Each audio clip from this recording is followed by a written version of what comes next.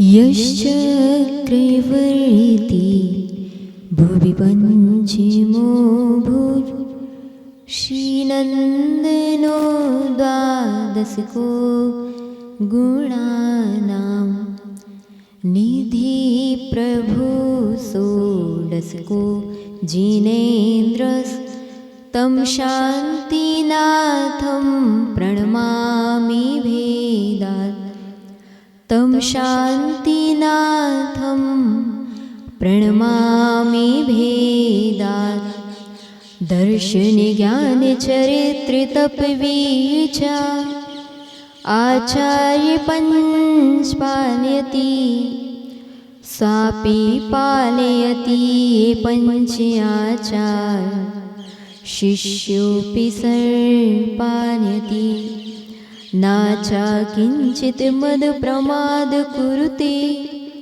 कुरुते नतिचार्यः ईदृश मम गुरु पूज्य पाद युगले लघुधि कुरुते नमः लघुधि कुरुते नमः। जबरी अनंतानंद सिद्ध परमेश्वरी भगवान की 24 तीर्थंकर भगवान की परम पूज्य निमित्त ज्ञानी आचार्य विमल सागजी महामुनि राज की परम पूज्य गणाचार्य गुरुदेवाचार्य श्री विराग सागजी महामुनि राज की परम पूज्य आचार्य श्रोमणी पट्टाचार्य आचार्य विशुद्ध सागजी महामुनि राज की परम पूज्य श्रवण मुनि सुप्रभ सागजी प्रणत सागजी महामुनि राज की अहिंसामय विश्व धर्म की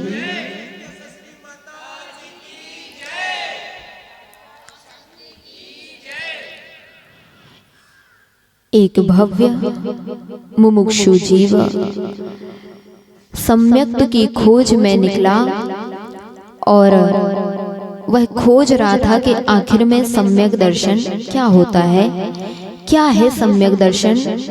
उसने अनेकानेक शास्त्रों का अध्ययन किया, कई शास्त्रों को पलटाया।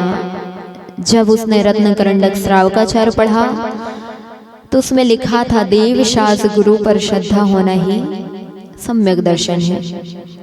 जब उसने अनेक अन्य शास्त्रों का अध्ययन किया तो कहीं लिखा था तच्छ्रुई सम्मतम, तो कहीं लिखा था अपरुई सम्मतम, तो कहीं लिखा था धम्मरुई सम्मतम। व्यक्ति बड़ा भोला था, हमारे बानपुर वालों की तरह रहा है। जैसे आप लोग भूले हैं ना, सही में भूले हैं। तो उस व्यक्ति के समझ में नहीं आई इतनी बड़ी बड़ी परिभाषाएं। वह सीधा सीधा जा करके पूज्य गुरुदेव के चरणों में पहुंच गया और उसने अपनी जिज्ञासा रख दी कि भगवान ये बड़ी बड़ी परिभाषाएं तो हमारे समझ में नहीं आ रही, आप हमें छोटी सी परिभाषा बता दो जो हमारे हृदय में उतर जाए और जो हमारे समझ में आ जाए। आखिर में सम्यक दर्शन क्या है? आप लोग को पता है सम्यक दर्शन क्या है? केवल नाम का है, केवल देव शास्त्र गुरु को जानना वह सम्यक दर्शन है?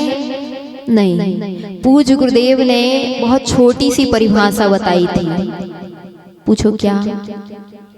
वह परिभाषा थी कि जो भगवान ने कहा है, जो शास्त्रों में कहा है और जो हमारे गुरुजन कह रहे हैं उस पे हाउ कहते जाना ही सम्यक दर्शन है। कुछ ज्यादा मत पढ़ो, बड़ी बड़ी शास्त्रों का अध्ययन नहीं आवश्यक है। आप प्रथमानुयोग पढ़ पाओ या ना पढ़ पाओ, करणानुयोग चरणानुयोग द्रव्यानुयोग पढ़ पाओ या ना पढ़ पाओ, लेकिन एक छोटी सी परिभाषा जरूर याद कर लेना कि जो भगवान कह रहे हैं, जो आचार्य कह रहे हैं, जो साधु कह रहे हैं और जो जिनेंद्र भगवान ने कहा है वह सब सत्य है। कहीं उस पे शंका ना कर लेना, कहीं उसके प्रति आपके मन में किसी प्रकार की भ्रांति ना जागृत हो जाए। बस इतना ही तो सम्यक दर्शन है।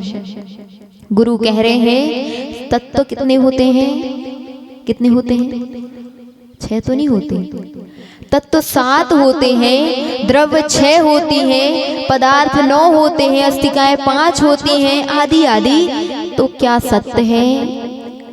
कहीं शंका तो नहीं है? बस इतना ही तो सम्यक दर्शन है। अनेक ऐसे भी भव्य हैं, कहें उनको दूरानुदूर भव्य दूर भव्य। पढ़ तो बहुत लेते हैं, अध्ययन बहुत कर लेते हैं, भैया क्या करते हैं, पूजा में मन नहीं लगता। हम तो स्वाध्याय के ही प्रेमी हैं। बहुत शास्त्रों का अध्ययन कर लिया, लेकिन क्या शास्त्रों का अध्ययन मात्र ही क्या सम्यक दर्शन है? ध्यान रख लेना, ऐसे शास्त्र तो हमने अनादि में बहुत बार पढ़े, बहुत समय व्यतीत हो गया, लेकिन हम उन शास्त्रों को लख नहीं पाए। शास्त्रों को रट लिया, लेकिन आज तक लखा नहीं है। शास्त्र कह रहे हैं कुछ और कर रहे हैं कुछ। किन्हीं भी शास्त्रों में नहीं लिखा कि भगवान जिनेंद्र देव गलत हैं, कहीं नहीं लिखा कि गुरुजन आए तो रोक देना। लिखा है क्या? आपके यहाँ कोई ऐसा समय सार हो जिसमें लिखा हो? लिखा है क्या? नहीं पढ़ा ना। जब लिखा ही नहीं है तो ये लख कैसे लिया? ये गुरुजन तो चलते फिरते तीर्थ हैं। कहा जाता है इनके चरणों में ही कल्याण है। मत पढ़ो ज्यादा, पढ़ने की आवश्यकता नहीं है ज्यादा। बस इनके जो सुना है, इनके मुखारविंद से जो आपने सुन लिया है, उसको बस हृदयस्थ कर लो कि जो कह रहे हैं वह सत्य है। आपको साक्षात यदि गुरु चरणों में आकर के ही भ्रांति उत्पन्न हो गई, गुरुओं के प्रति ही भ्रांति उत्पन्न हो गई, तो कैसे आप धर्मात्मा, कैसे आप सम्यक दृष्टि? केवल टैग लगा है कि आप धर्मात्मा हैं, लेकिन वास्तविकता में अंदर में तो वही पाप आत्मा भरा हुआ है, वही पाप परिणाम भरे पड़े हैं। ध्यान रखना, ये परिणाम आपको कितना भी आप मंदिर आ जाओगे, आपकी चप्पल घिस जाएंगी, मंदिर में पैर पड़ते पड़ते वह दहली घिस जाएगी, प्रतिमाओं का अभिषेक करते करते वह प्रतिमाएं घिस जाएंगी, लेकिन आपके कर्म घिसने वाले नहीं है जब तक आपके परिणाम निर्मल नहीं हुए। ध्यान रखना, हमें मुनि महाराज को सुनना है, हम तो उन्हीं को सुनने आए हैं। तो आज महाराज श्री का आदेश हुआ तो हम सुनाने बैठ गए, लेकिन वास्तविकता में ये साधु जन वास्तविकता में आज हमारे पास अरहंत नहीं है, सिद्ध नहीं है तो आचार्य, उपाध्याय और साधु। आज जो जनवाणी आप पढ़ रहे हैं, ये पढ़ना बस काफी नहीं है। वास्तविकता में उस पढ़ करके, वह शब्दों को पढ़ करके अपने मन को नापना है। क्या आपके मन, आपका हृदय, आपका चिंतन क्या जिनवाणी के अनुसार है? अगर नहीं है तो कैसे बने हमारी वह श्रद्धा निर्मल?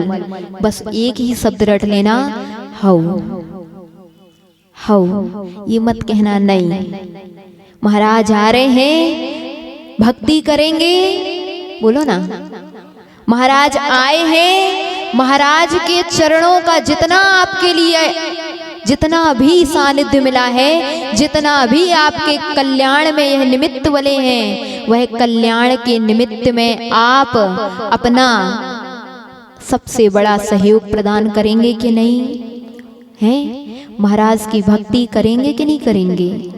सुबह शाम अभी बहुत कम समय मिला है, 29 को तो महाराज का भी विहार हो जाएगा और हम लोग का भी विहार हो जाएगा।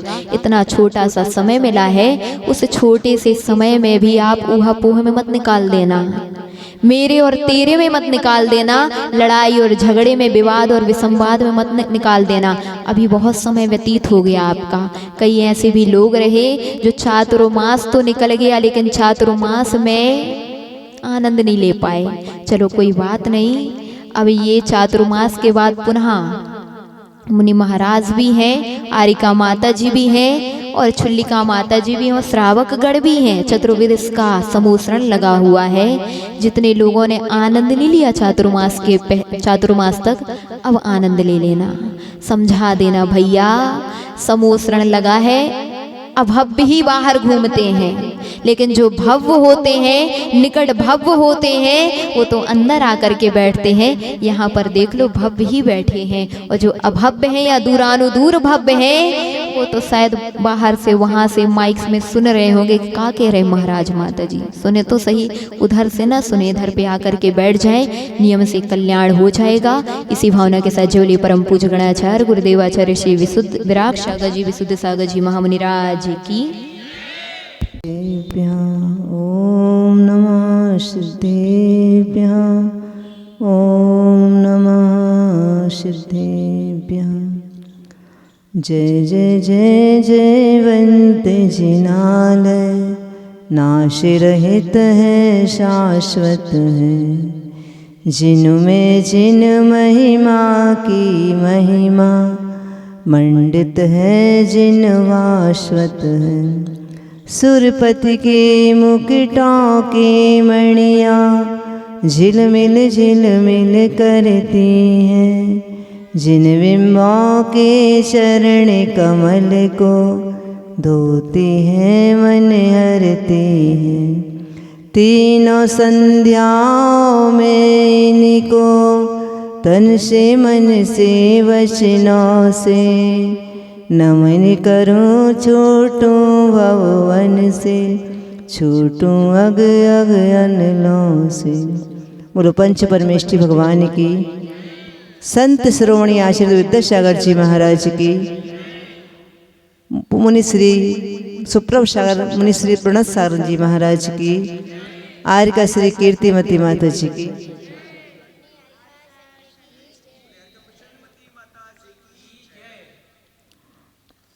नदी की कोई दिलाशा नहीं होती, समर्पण की कोई परिभाषा नहीं होती। जहाँ समर्पण होता है वहाँ पर उपदेश की आवश्यकता नहीं होती। समर्पण अंदर से होता है, वहाँ कहने की आवश्यकता नहीं होती कि तुम्हें ऐसा करना है। हमें देव शास्त्र गुरु पर समर्पण है।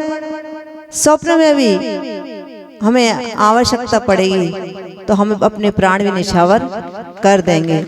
ऐसा समर्पण जिसका होता है, ये सम्यक की पहचान है कि हमें दिगंबर मुद्रा का जो आदेश होगा हम अपने अंतरंग से मन वचन काय से करने के लिए तैयार कटिबद्ध रहेंगे, तैयार हो जाएंगे। बड़ो तुम देश दुनिया की तकदीर बन जाओ, बड़ो तुम देश दुनिया की तस्वीर बन जाओ।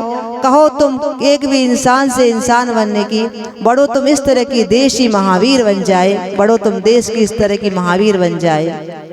हर व्यक्ति का कर्तव्य है, ये नहीं है कि इसका कर्तव्य इसका कर्तव्य है, मेरा कर्तव्य है। मैं आचार्य श्री का, मैं मुनि का पालन, आदेश का पालन करूंगा।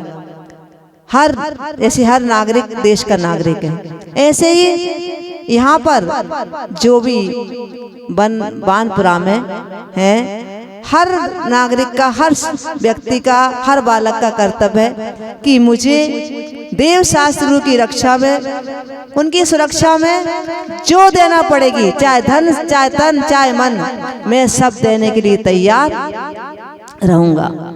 एक छोटा सा दृष्टांत, गुरु शिष्य चले जा रहे हैं और थक जाते हैं, एक पेड़ के नीचे बैठ जाते हैं और गोदी में सिर रखकर शिष्य लेट जाता है, उसकी नींद लग जाती है। वहां से एक सर्प निकलता है और देखता है, अरे ये तो मेरा पूर्वज का वैरी है जो शिष्य था, और वो आता है डसने के लिए। गुरु कहते हैं, क्यों, तुम क्यों पास में आ रहे हो सर्पराज? उसने कहा कि मैं इस तुम्हारे शिष्य को डस के रहूंगा, इसके प्राण लेकर रहूंगा। उसने कहा नहीं, मेरा शिष्य है, मैंने इसको अध्ययन कराया, मैंने इसको पाला पोसा है, मैं इसकी जान नहीं लेने दूंगा। वो कहता नहीं, मैं तो लेके जाऊंगा। तो कहा तुम्हें क्यों जरूरत है? मुझे जरूरत है, इसका खून पी के जाऊंगा। अच्छा, तुम्हें खून ही पीना है ना, जान तो नहीं लेना? जान, हाँ, अगर तुम कह रहे हो जान मैं नहीं दूंगा तो मैं इसका खून पी के जाऊंगा, बिना खून पिए मैं नहीं जाऊंगा। ठीक है, बहुत मनाया उसको, वो खून पीने में मान जाता है। मुझे इतना सा खून दे दो, मैं उसमें संतुष्ट हो जाऊंगा, क्योंकि तुम गुरु हो, आपकी आज्ञा का मैं पालन करूंगा, लेकिन पूर्ण नहीं कर पाऊंगा। तो शिष्य, गुरु कहते हैं कोई बात नहीं, और शिष्य लेटा हुआ है, उसकी नींद लगी हुई है, और गुरुजी चाकू मंगाते हैं, उसकी गर्दन थोड़ा सा खून निकालते हैं, नस काट के, और सर्प को डाल देते हैं, और सर्प पी के चला जाता है। जब सर्प चला जाता है, शिष्य आंख खोलता है और गुरुजी की ओर देखता है। जब गुरुजी की ओर देखता उसकी आंखों में चमक, और गुरुजी कहते क्यों? जिस समय मैं तुम्हारा खून निकाल रहा था, नस काट रहा था, उस समय तुम्हारे क्या भाव आए थे बताइए। तो वो कहता है, शिष्य कहता है, मुझे नींद में भी विश्वास था कि मेरे गुरु मेरे साथ कभी बुरा नहीं करेंगे, मेरा अहित नहीं करेंगे, चाहे मेरी नींद लगी हो, चाहे मैं गोदी में सिर मेरा था गुरु की गोदी में, तो मेरा अहित तो हो ही नहीं सकता है, मेरा कल्याण तो हो ही नहीं सकता है। ऐसे ही आप सब लोग इस समय मुनिराज की गोद में विराजमान है, मुनिराज के शरण में है, आप चरणों में हैं, आपका कभी अहित नहीं होगा। कितना भी कोई आ जाए, सूल बरसाए चाहे फूल बरसाए, लेकिन आपके तो राहों में फूल ही बरसेंगे, क्योंकि मुनियों का सानिध्य है। इनके चरण में कोई कितना अग्नि बरसाएगा, अग्नि भी नीर बन जाएगी, कांटे भी फूल बन जाएंगे। जहाँ गुरुओं का सानिध्य रहता है वहाँ पर कोई सारी विघ्न बाधाएं नष्ट हो जाती है, ऐसा विश्वास रखो और आपका पंच कल्याणक सानंद संपन्न हो। हमारी तो यही भावना है कि 4 चांद लगे प्रभावना में, और 4 घर भी इतनी बड़ी प्रभावना कर लेंगे कि 40 गांव मिलकर भी नहीं कर पाएंगे। आपके भावों से, आपकी धन से वो प्रभाव न हो कि दूर दूर तक नाम हो। और महाराज जी के चरणों में नमन है कि महाराज जी इन सबको ऐसा आशीर्वाद दो कि ये हमेशा हमेशा के लिए श्रवण संस्कृति की रक्षा के लिए तैयार रहें, और हमेशा हमेशा आपके यहाँ चतुर्मास होता रहे। बोलो भगवान महावीर स्वामी की। शांत्या विहितात्म शांति, शांते विधाता शरणं गतानां, भूयाद्भव क्लेश भयोपशान्त्यै, शांतिर्जिनो मे भगवान शरण्यः। देवादिदेव 1008 से शांतिनाथ भगवान की, समाधि सम्राट गुरुदेव आचार्य सुमति सागर महाराज की, 3 करोड़ मुनिराजों की, 85 मुनि सुप्रभु सागर महाराज की और परार्थ सागर महाराज की जय।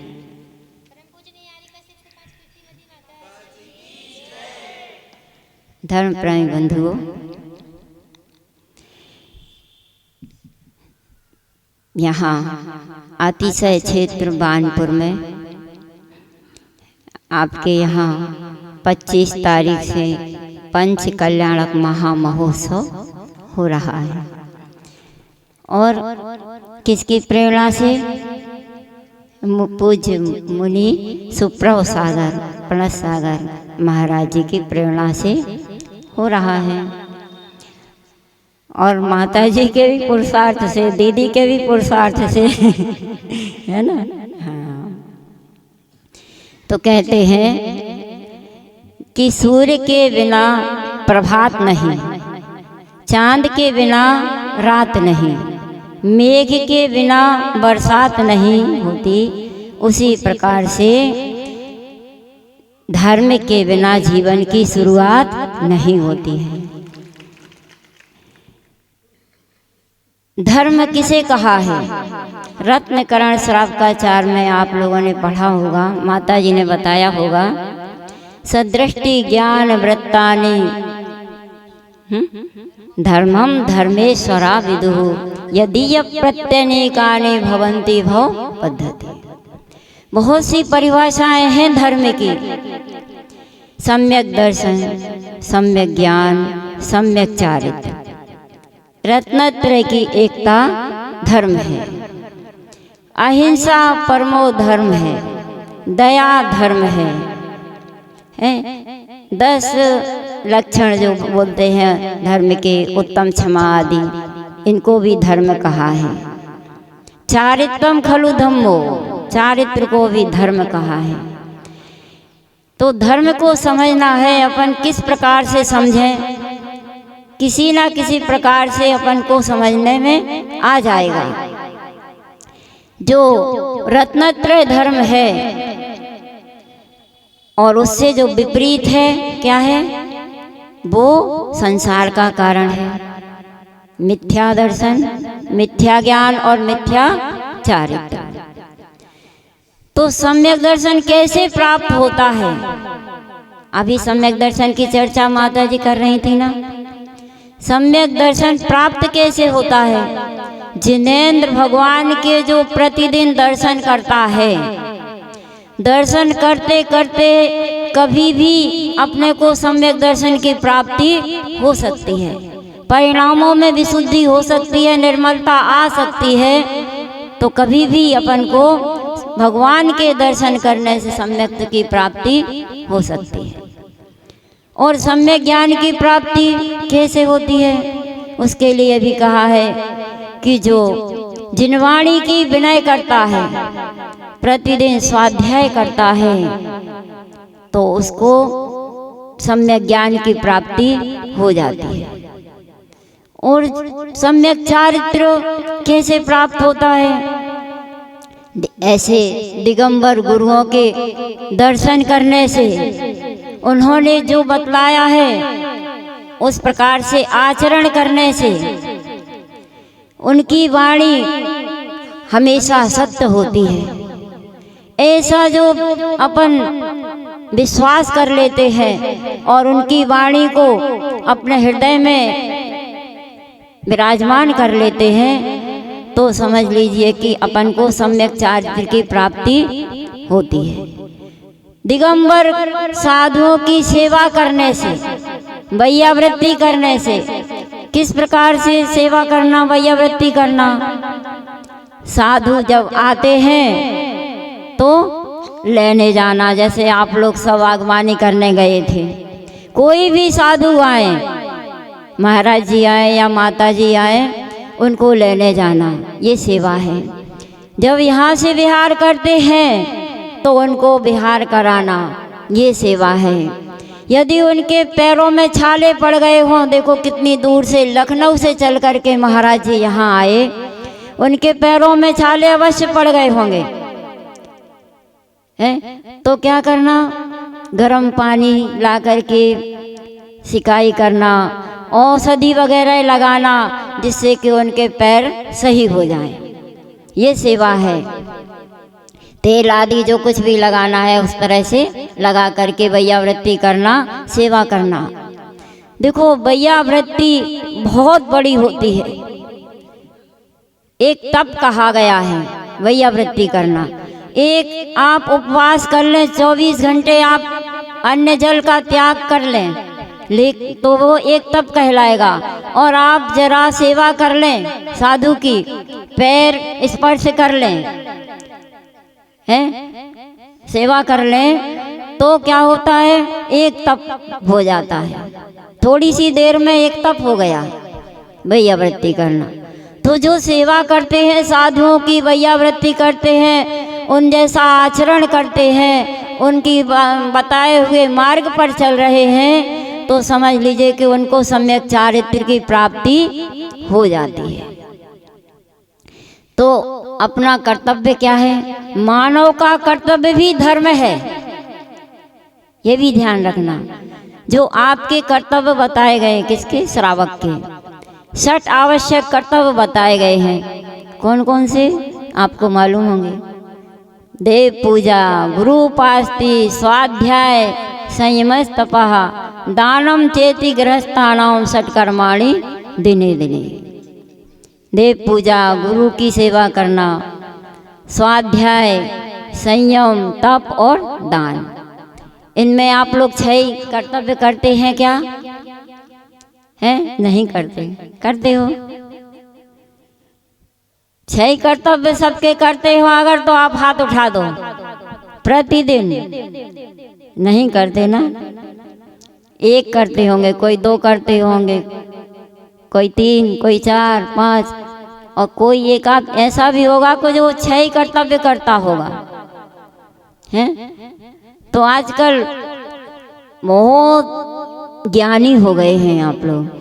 क्या करते हैं कि जो 6 आवश्यक कर्तव्य आचार्यों ने बताए हैं उनके आगे एक श्लोक और बना लेते हैं अपन। कैसा?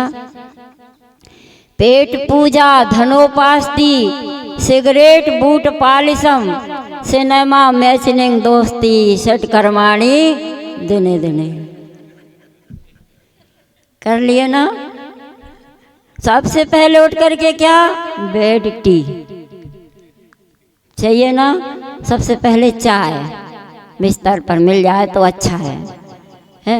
जबकि अपने यहाँ क्या बताया? सबसे पहले देव पूजा, स्नान करके सबसे पहले जिनेंद्र भगवान के मंदिर में आकर के भगवान का अभिषेक करना है, अभिषेक करना, पूजा करना, ये सबसे पहला कर्तव्य है। आपके यहाँ बाजार बंद कब रहता है? नहीं रहता। तो कहीं कहीं रहता है संडे के दिन, कहीं रहता है ट्यूसडे के दिन।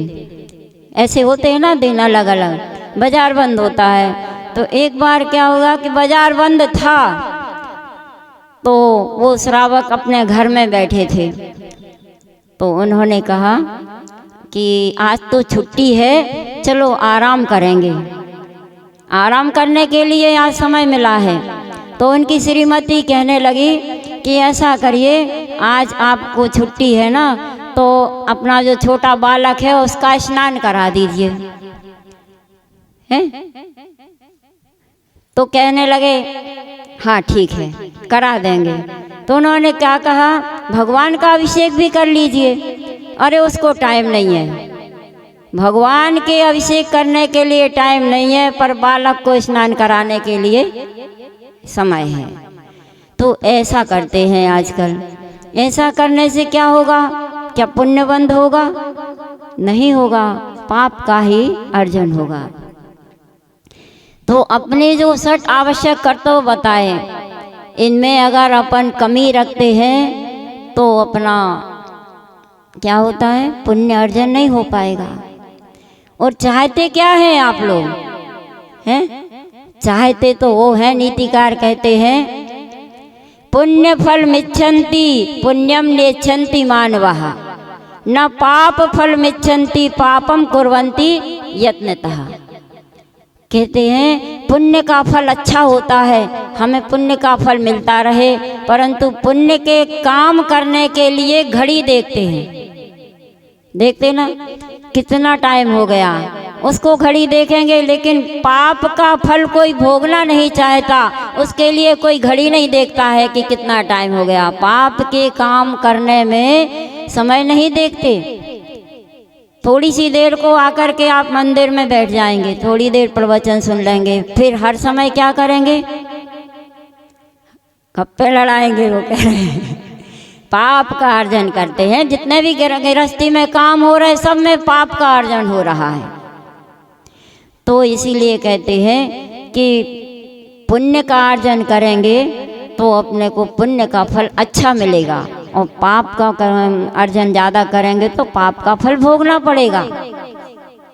एक कर्तव्य भी अगर अपन अपना भूल जाते हैं तो क्या स्थिति होती है? एक छोटे से दृष्टांत से आपको बता दें कि एक सज्जन अपनी ससुराल गए, तो वहाँ ससुराल वालों ने कहा कि क्या आपका स्वास्थ्य खराब है? वो चुप। उन्होंने सोचा कि यहाँ तो अच्छा माल मिलेगा, लेकिन उन्होंने तो ये पूछ लिया कि आपका क्या स्वास्थ्य खराब है? कोई बात नहीं, हम खिचड़ी बना देंगे। तो उन्होंने खिचड़ी बनाई। अब उन्होंने खिचड़ी ही खा ली और कहने लगे ये तो बहुत अच्छी लगी, अब घर जाकर के खिचड़ी बनवाएंगे। तो अब वो जब वहाँ से वापस होने लगे तो वहाँ से जब रास्ते में देखते हैं एक व्यक्ति अपने खेत में चिड़िया को उड़ा रहा था, चिड़िया को उड़ा रहा था। और ये खिचड़ी खिचड़ी कहते आ रहा था तो भूल गया, तो क्या कहने लगा? खा चिड़ी। वो कहने लगा खा चिड़ी। अब उस व्यक्ति को गुस्सा आ गई, मैं तो चिड़िया को उड़ा रहा हूँ और ये क्या कह रहा? खा चिड़ी। तो पिटाई कर दी खूब। और कहने लगा कि अब तुम ऐसा मत बोलना खाचिड़ी, क्या कहोगे? हैं? उड़ चिड़ी, क्या कहोगे? उड़ चिड़ी बोलना, उड़ चिड़ी बोलना। तो उसने अब वो रट लिया, उड़ चिड़ी कहता चला आ रहा था। तो फिर क्या होता है, शिकारी था वो चिड़िया को पकड़ रहा था और ये क्या कह रहा था? उड़ चिड़ी। तो उसने भी पिटाई कर दी खूब और क्या कहा है? फंस चिड़ी, हाँ ले ले, आते जाओ फंसते जाओ, आते जाओ फंसते जाओ, ये बोल रहा था। तो अब वो ऐसा कहते कहते कहते आगे बढ़ा। जब आगे बढ़ा तो वहाँ क्या हो रहा था मालूम है? क्या हो रहा था? चोर आ रहे थे चोरी करके आ रहे थे। तो उनने जब सुना कि आओ फंसते जाओ, आओ फंसते जाओ, तो उनको क्रोध आ गया और वो उसने भी खूब पिटाई कर दी और क्या कहा कि ऐसा नहीं बोलना चाहिए तुम्हें। तो कहा क्या बोलना चाहिए? तो बोले कि ले ले आओ धड़ धड़ जाओ, ले ले आओ धड़ धड़ जाओ। अब वो ऐसा ही कहने लगा, रटता गया, आगे बढ़ता गया। अब जब बढ़ता गया तो आगे और क्या होता है कि सेठ जी के यहाँ लड़के का मरण हो गया था, इकलौता बेटा था, बहुत दुख हो रहा था सबके लिए। तो ये क्या बोल रहा था? ले ले आओ धड़ धड़ जाओ, मतलब जिनके यहाँ पुत्र मरण हो गया हो सो अपने अपने पुत्र को लेके आओ, धड़ जाओ यहाँ। सेठ जी को क्रोध आ गया, कहा कि अरे देखो हम तो दुखी हैं और ये क्या बोल रहा है। तो पिटाई उन्होंने भी खूब कर दी उसकी और फिर कहा कि अब तुम्हारे लिए ऐसा नहीं बोलना है। क्या बोलना है? ऐसा अवसर कभी ना आए। क्या बोलना? ऐसा अवसर कभी ना आए। अब बेचारा पिटाई खाते खाते परेशान हो गया। अब वो ऐसा कहने लगा, ऐसा अवसर कभी ना आए। आगे बढ़ता है तो क्या होता है, आगे के गांव में राजा के लड़के की शादी हो रही थी और ये क्या कह रहा था? ऐसा अवसर कभी ना आए। अब राजा को क्रोध आ गया तो राजा ने भी खूब पिटाई करवाई और क्या कहा? ऐसा नहीं कहना चाहिए, तुम्हें क्या कहना चाहिए?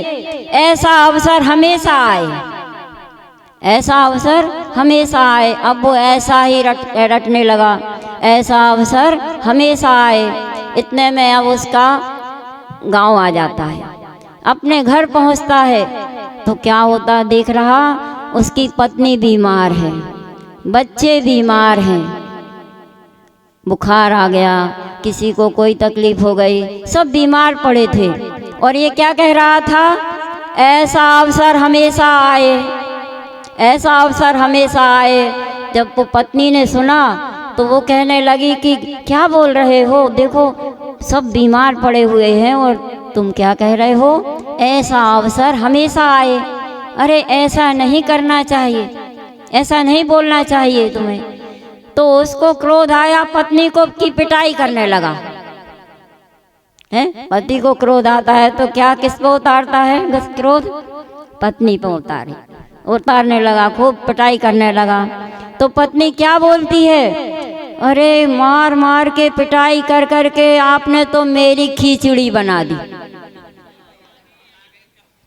अब उसको याद आ गया, अरे खिचड़ी ही तो कहना था, हमें खिचड़ी ही बनवानी थी यहाँ, मैं जरा भूल गया। तो इसके मतलब क्या हुआ कि मेरी पूरे जहाँ से मैं चला था और अपने घर तक आया, इतने गांव मिले, हर जगह हमारी पिटाई हुई। क्या? एक बात भूलने से हर जगह पिटाई हुई। अरे खिचड़ी ही बनवानी थी, वही कहना था कि घर पे खिचड़ी बनाना है, तो वो भूल गया। जब एक बात भूलने पर उसको देखो कितनी पिटाई हुई। और आप एक कर्तव्य अगर अपना भूल जाओगे तो ऐसे ही पिटाई होगी। कहाँ होगी पता है? कहाँ जाओगे? जब कर्तव्य नहीं करोगे, अपना धर्म नहीं करोगे, तो फिर तो अपने को कौन दुर्गति के द्वार खुले हुए हैं। दुर्गति में जाना पड़ेगा। अगर अपन अपना कर्तव्य करेंगे, धर्म पालन करेंगे, तो निश्चित ही अपन को सुगति में जाना पड़ेगा। अच्छा होगा, अच्छी गति में जाएंगे। तो दो गति अपनी दुर्गति की मानी जाती हैं। कौन कौन सी? एक नरक गति और एक त्रियंच गति। और दो गति अच्छी मानी जाती हैं, सुगति। कौन सी? मनुष्य गति और देव गति अच्छी मानी जाती है। और भी चारों गतियों में सर्वश्रेष्ठ गति मानी जाती है तो मनुष्य गति। क्यों? क्योंकि मनुष्य पूर्ण संयम को धारण कर सकता है।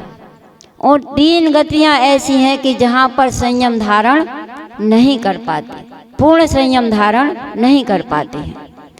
करते भी हैं तो देवगति में संयम धारण कर नहीं पाते, क्योंकि थोड़ी सी देर के लिए भी वह नियम पालन नहीं कर पाते। उनके कंठ से अमृत झड़ जाता है, उपवास व्रत आदि नहीं कर पाते, नरकों में भी नहीं कर पाते हैं। त्रियंच गति में भी कुछ एक देश पशु संयम धारण कर लेते हैं। और मनुष्य गति एक ऐसी है कि जहाँ अणुव्रत और महाव्रत को धारण कर लेते हैं। और यहाँ से मनुष्य गति से ही मोक्ष की प्राप्ति भी होती है। पर आजकल नहीं होती, पंचम काल में। आजकल होती क्या? पंचम काल में नहीं होगी। चतुर्थ काल का जन्मा कोई व्यक्ति होगा तो उसको मोक्ष हो सकता है, परंतु पंचम काल का जन्मा हुआ व्यक्ति मोक्ष नहीं जा पाएगा। इस पंचम काल में, दुखमा काल में सभी जीवों का जन्म होता है तो मिथ्यात्व पूर्वक होता है। यहाँ आकर के सम्यक ग्रहण कर सकते हैं। तो इस तरह से अपने जो कर्तव्य हैं उन कर्तव्यों का पालन अवश्य करना चाहिए। और उन कर्तव्यों का पालन करोगे तो तुम धर्मात्मा कहलाओगे। और धर्मात्मा जब बन जाओगे तो निश्चित ही फिर आप पापों का क्षय करके और सुगति की प्राप्ति कर सकते हैं। तो अधिक ना कह करके अभी महाराज जी का भी अपन सुनेंगे।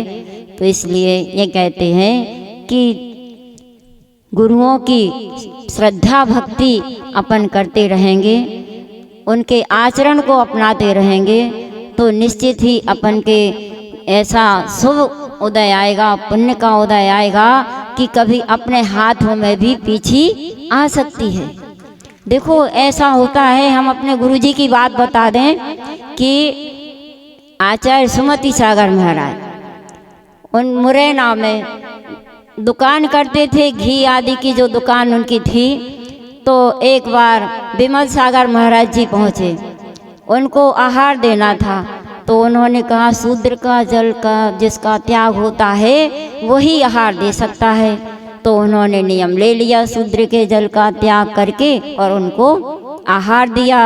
और उनकी पुरानी पिच्छी भी ग्रहण की।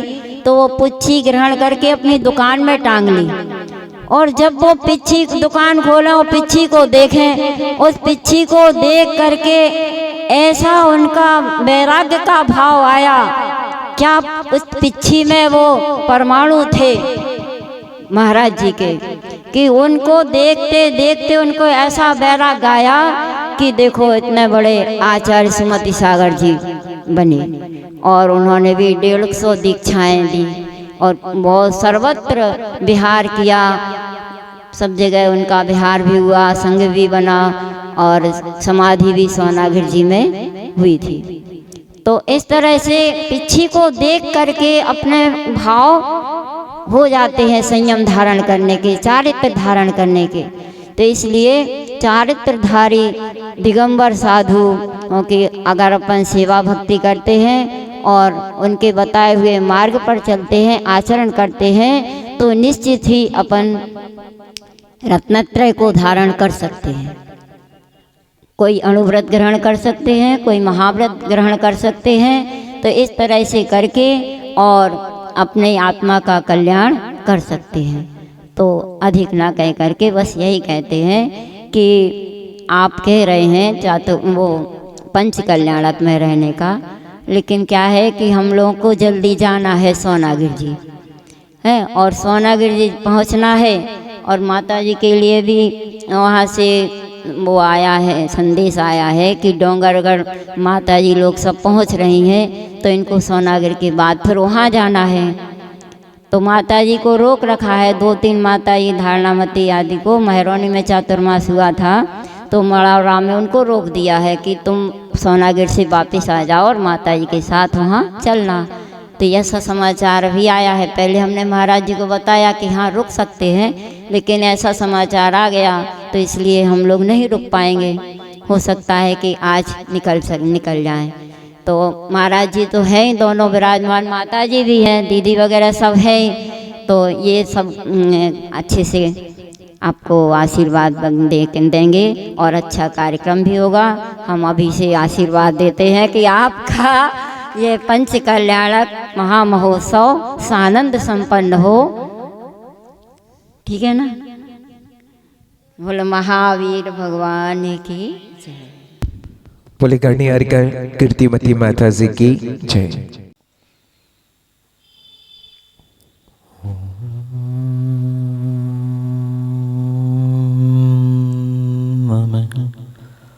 सिद्धेभ्यः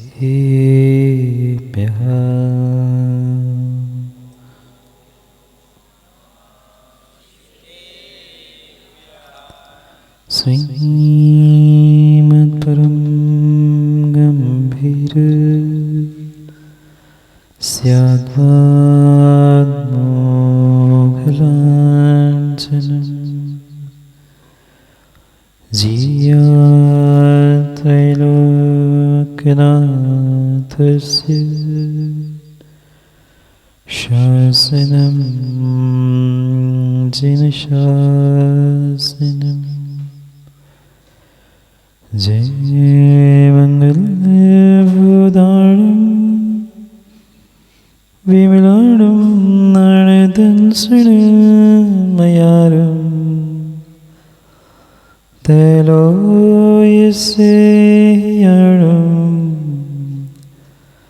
नमोऽस्ति सर्वसीतां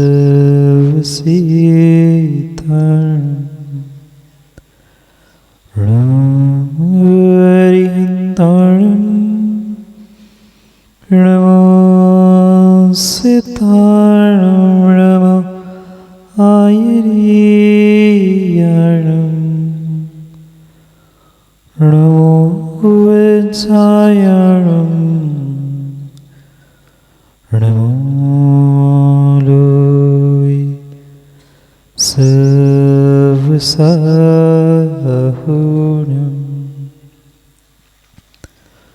अनंत अनंत परम सिद्ध भगवान की 1008 श्री आदिनाथ भगवान की परम पूज्य आचार्य भगवान कुंद कुंद स्वामी की परम पूज्य आचार्य भगवान पट्टाचार्य गुरुवर विशुद्ध सागर जी महाराज जी की 3 कम 9 कोटि मुनिराजों की सनातन जैन धर्म की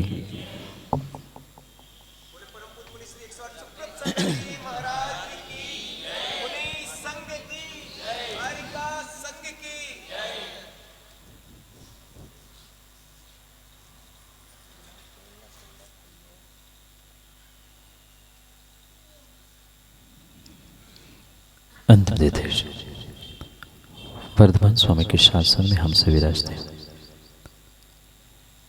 और उनकी ये पावन पीयूष देशना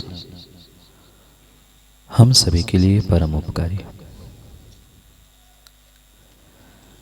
अनादिकाल से हमारी इस आत्मा में जो जन्म जरा और मृत्यु रूपी रोग लगे,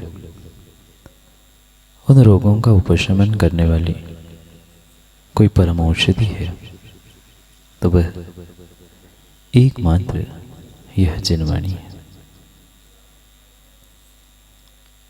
भव्यात्मा,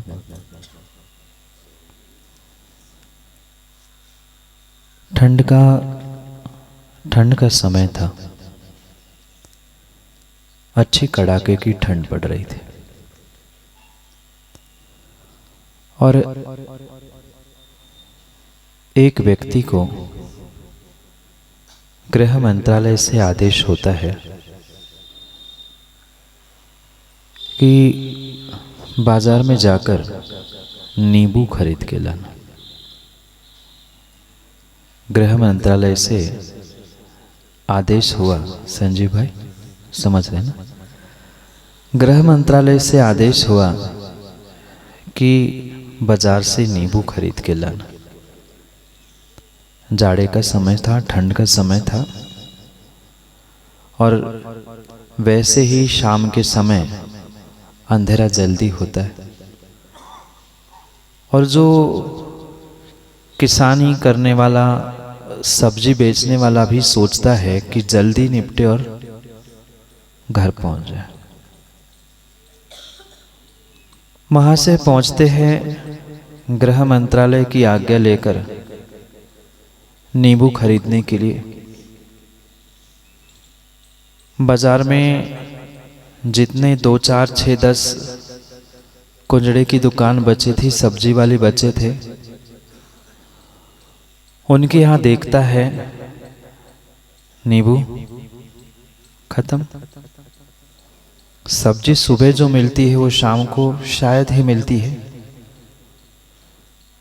2, 4, 6 जगह, सब जगह पूछे, नींबू खत्म, नींबू खत्म। अब बिना नींबू के तो घर जा नहीं सकते, क्योंकि गृह मंत्रालय का आदेश था बिना नींबू के घर नहीं आना। शाम की रोटी पता नहीं मिले ना मिले। विचार में पड़ गया, अब करे तो क्या करे, बिना नींबू लिए घर जा नहीं सकते, बाजार में नींबू है नहीं है, घर जाके बहाना चल नहीं सकता, दूसरों के घर जाके मांग भी नहीं सकते, क्या किया जाए। 2-5 मिनट उस व्यक्ति ने विचार किया और उसे तरकीब याद आ गई। उसे याद आ गया कि नगर के पास में ही एक तालाब है, और तालाब में बीचों बीच एक नींबू का पेड़ लगा है। उसे जैसे ही याद आ गया, उसने सोचा चलो अच्छा है, पैसे भी बचे और हमारी मेहनत किसी से मांगना भी बचा। और दौड़ते भागते वह उस तालाब के पास पहुंचता है और सोचता है कि जाकर मैं नींबू तोड़ के ले आऊंगा। पर तालाब के बीच में जो टापू था, पेड़ कहाँ था? तालाब के बीच में जो टापू था वहां पर पेड़ था। वो सोच रहा था कोई ना कोई नाविक मिलेगा और बीच तक ले जाएगा। पर शाम का समय हो रहा था। वो जो नाव लगी थी तालाब के किनारे, एक से पूछा, दूसरे से पूछा, तीसरे से पूछा, शाम के समय में कौन काम करना चाहता है? शायद आप भी नहीं चाहते। और ठंड के जाड़े के दिनों में तो व्यक्ति और नहीं, और पानी से तो कोसों दूर बदे। उसने भी कहा भाई साहब जो चाहिए कल सुबह मिलेगा। अब तालाब में हम पुनः नाव डालने वाले नहीं हैं। अभी तो मुश्किल से हाथ पैर गीले करते हुए नाव बाहर लाई है, खूंटे पे बांधी, अब कौन डालेगा? वो कह रहा है भाई घर भोजन नसीब नहीं होगा, तू थोड़ा सा प्रयास कर ले, ज़्यादा दूर है नहीं है, तू भी 200 मीटर ये टापू है, इतना तो तुम्हें चलाना है, 5 की जगह 10 रुपए ले ले। उसने तो खूब मनाने का प्रयास किया, पर किसी एक ने बात नहीं मानी। अब बिना नींबू के तो घर जा नहीं सकते। क्यों जा सकते सेठ? नहीं जा सकते। पुनः विचार में पड़ गया, क्या करूं क्या करूं। वो तालाब के किनारे बैठा। अब तो सूर्य डूबने को ही था, कुछ मिनटों में ही अंधकार होने वाला था, अंधेरा होने वाला था। वो टापू को निहारते निहारते उस जो नींबू के पेड़ और भी जो पेड़ लगे थे टापू पे, उसकी दृष्टि वहां गई और उसने देखा पेड़ पर एक बंदर बैठा था। पेड़ पर बंदर बैठा था। अब वो विचार कर रहा था, समझदार था, थोड़ा समझदार था। उसने सोचा बहुत अच्छी बात है कि कोई इंसान नहीं, कम से कम टापू पे बंदर तो मिल गया। और बंदर की हरकत राहुल हर कोई जानता है, बंदर की तो हरकत हर कोई जानता है। उस समझदार व्यक्ति ने विचार किया और तालाब के किनारे पर पत्थर रखा था और उस पत्थर को उठाया और व्यक्ति ने क्या किया, पत्थर उठाकर बंदर पे मार दिया। अब बंदर तो बंदर ही है, बंदर तो बंदर ही है। आज के जानवर शायद नितिन इंसान से ज्यादा वफादार है, उनके अपने अपने काम वे जानते हैं, इंसान जाने ना जाने। अनुभव करना, उस श्वान को एक रोटी माँ खिला देना, 2 दिन 4 दिन 8 दिन रोटी खिलाता है कोई इंसान, तो वह कुत्ता भी तुम्हारे घर की रखवाली ईमानदारी से करता है। हर व्यक्ति का स्वभाव, हर तिर्यंच का स्वभाव है। तिर्यंच ने तो अपने स्वभाव को नहीं भूला, पर आज का इंसान अपने स्वभाव, अपने धर्म, अपने माता पिता, अपना गुरु को भी भूलने के लिए तैयार। बंदर बंदर था, बंदर को क्या, जैसे इधर से तालाब के इस किनारे से उस इंसान ने पत्थर फेंक के मारा, अब बंदर भी खोजने लगा कि पत्थर मुझे भी मारना है, उसने किया सो मुझे किया। बंदर की हरकत तो यही होती है, सामने वाला जैसा करता है उसका अनुकरण करना। वह भी पत्थर खोजने लगा, टापू पे उसे एक भी पत्थर नहीं मिला। अब जैसे उस इंसान को समझ में आ गया कि ये समझदारी से कुछ खोज रहा है, और एक पत्थर उठाता है, पुनः मारता है। वो बंदर और सबका पा गया, ये इंसान है कि अब मैं तो उसे क्या करूं, वो पत्थर मार रहा है, ये पत्थर खोज रहा है, पत्थर ना मिले। तीसरा पत्थर, चौथा पत्थर, अब तो बंदर से रहा नहीं गया। बंदर कहां से छोड़ने वाला था अपने स्वभाव को, उसे आगे पीछे कुछ नहीं दिखा, पत्थर नहीं दिखा। वो दौड़ के पहुंचता है, छलांग लगा के पहुंचता है उस नींबू के पेड़ के पास, और 1 नींबू, 2 नींबू, 3 नींबू, 4 नींबू तोड़ता है और फेंक मारता है। इंसान को तो नींबू चाहिए थे, उसने वे तीनों चारों नींबू वीरेंजी उठाए और घर चला गया।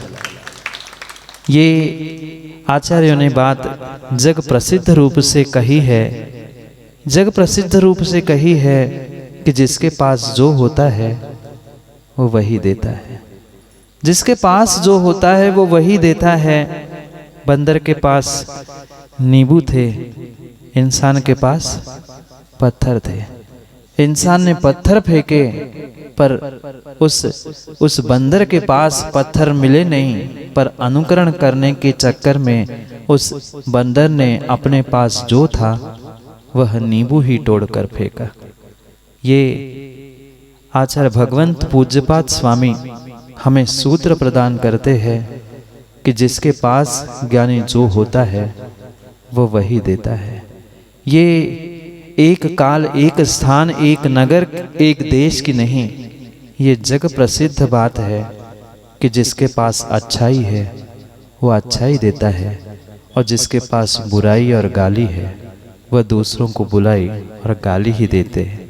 माँ, जब जग प्रसिद्ध कहावत ही ऐसी है, जब जग प्रसिद्ध कहावत ही ऐसी है, आचार्य पूज्यपाद स्वामी अपने इष्टोपदेश ग्रंथ में अपने इष्ट, अपने आत्मा और इन सभी इष्टों के लिए उपदेश देते हुए कह रहे हैं कि ज्ञानी, ये जग प्रसिद्ध लोकोक्ति है कि जिसके पास जो होता है वो, बोलोगे नहीं ना, पाप पड़ जाएगा। जिसके पास जो होता है वो वही देता है, ये सत्यता है। जिसके पास गुण होते हैं, जिसके पास अच्छाई होती है, वह दूसरों को हमेशा हमेशा गुण और अच्छाई ही बटोरने का प्रयास करता है। और जिसके पास बुराई होती है, जिसके पास कहीं न कहीं राग द्वेष और कसाय भरी होती है, वह दूसरों से उस राग द्वेष कसाय और अपनी भीतर की परिणाम परिणति को ही बिखेरने का प्रयास करता है। हम क्यों विकल्प करें, हम क्यों विकल्प करें? ये सत्यता, ये सत्यता, ये सत्यता जब संसार की आज से नहीं कई काल से प्रसिद्ध है, तो हम इन बातों को लेकर माँ क्यों विकल्प करे कि बंदर ने नींबू क्यों फेंके?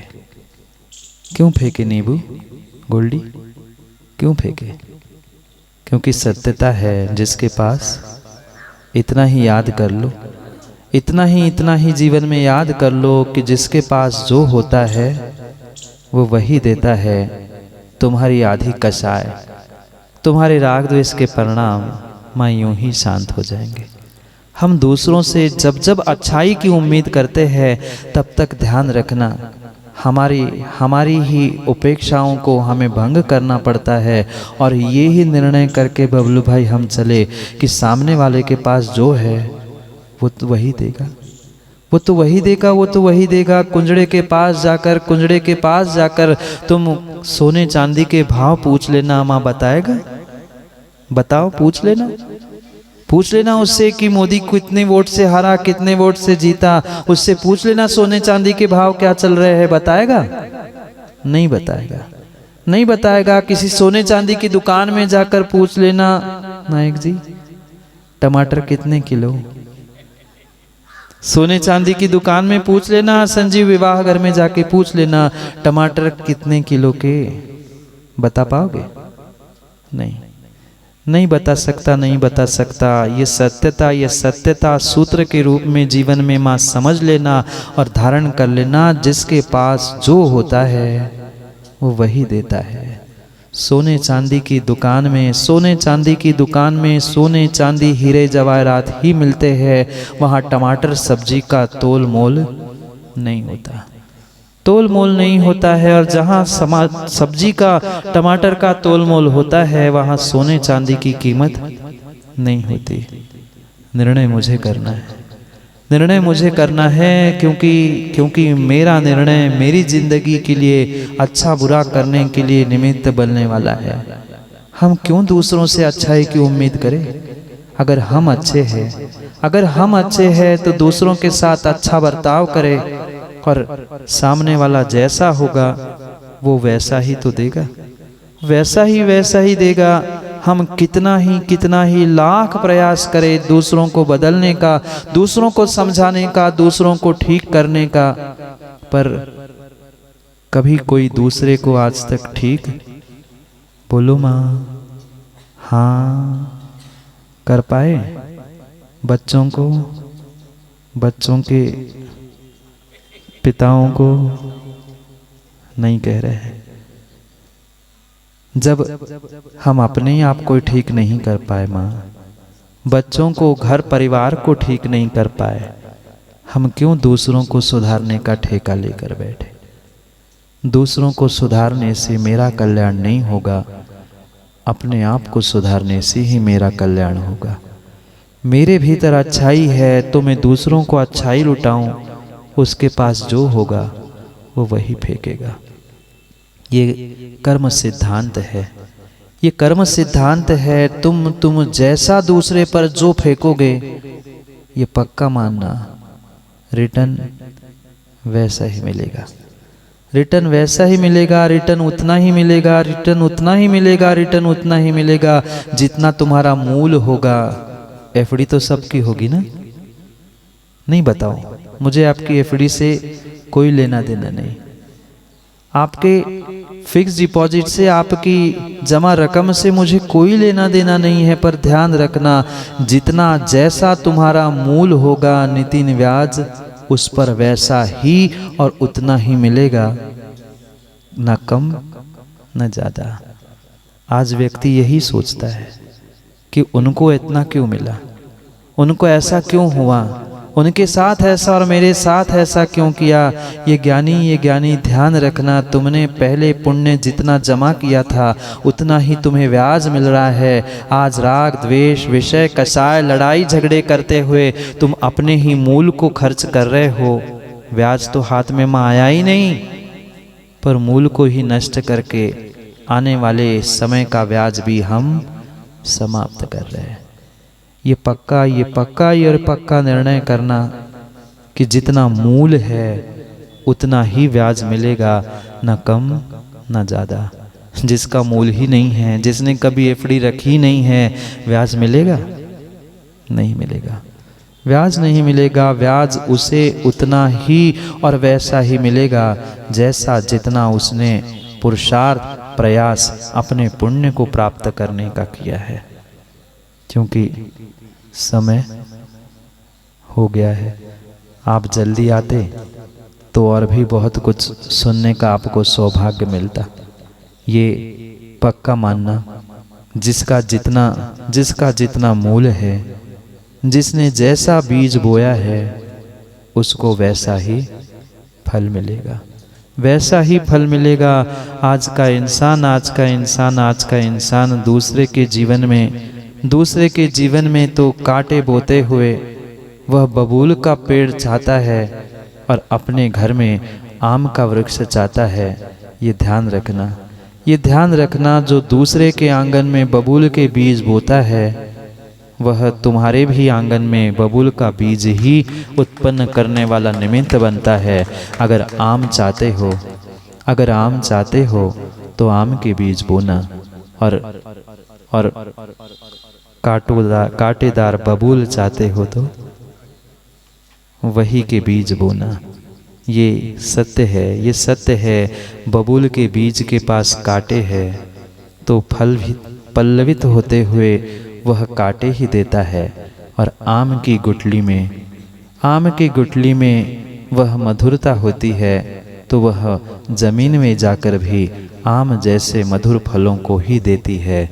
ये जग में प्रसिद्ध है। क्या माँ? जिसके पास, बोलो ना, जिसके पास जो होता है वह वही देता है। हमारे पास अगर अच्छाई है तो हम अच्छाई दे। दुनिया क्या दे रही है क्या नहीं दे रही है वो उसका निर्णय है।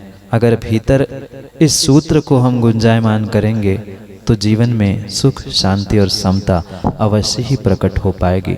समय हम आप सबका हो गया है, क्योंकि समय थोड़ा सा ही है। और मैं तो, आपने तो निवेदन कर ही दिया, मैं तो निवेदन नहीं, माताजी से यही कहूँगा कि दादा ज़्यादा सोनागिर जाने में माताजी 10 दिन लगेंगे, लौटने में 10 दिन लगेंगे और वहाँ से डोंगरगढ़ जाने के लिए भी 25-30 दिन और लगेंगे।